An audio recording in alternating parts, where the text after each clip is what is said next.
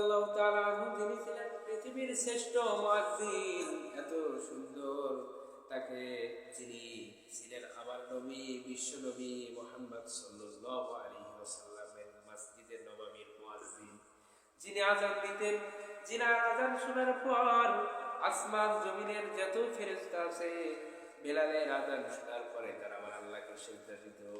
সুবহানাল্লাহ।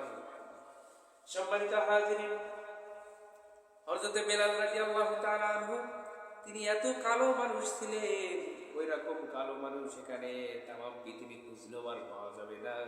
এত কালো, হাড়ির তলা তেমন কালো ছিল, তার চাইতেও বেশি কালো ছিল বেলাল।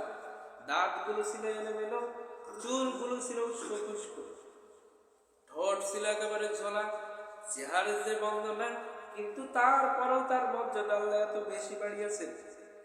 তার একটাই মাত্র কারণ, ইন্না আকরামাকুম ইনদাল্লাহি আতকাকুম ইন্নাল্লাহা আলিমুন খাবীর।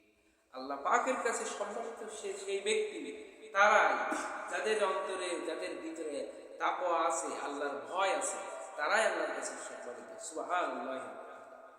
হযরত বেলাল রাদিয়াল্লাহু তাআলা আনহু পরে ছিল কালো, কিন্তু ভিতরে ছিল পরিষ্কার, ধবধবে পরিষ্কার। তার অন্তরে সব সময় আল্লাহর ভয় থাকতো। বিশ্বনবী মেরাজের রাত্রে সিদরাতুল মুনতাহা থেকে আরশ মহল্লা পর্যন্ত যখন তিনি যাচ্ছেন, নবীদের ভিতরে এক পর্যায়ে ভয় ভয় কাজ করতেছিল। ওই সময় নবীজি জান্নাতের ভিতরে বেলালের কণ্ঠের আওয়াজ পেলেন। পৃথিবীতে এসে ডাক দিয়ে বলে, বেলাল কি এত আমল করো?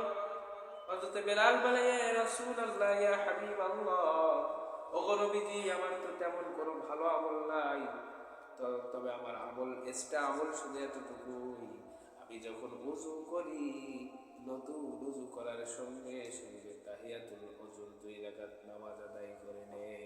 সুবহানাল্লাহ। এজন্য ছোট্ট একটা আমল বেলাল করেছে, যার কারণে সে জান্নাত চলে গিয়েছে।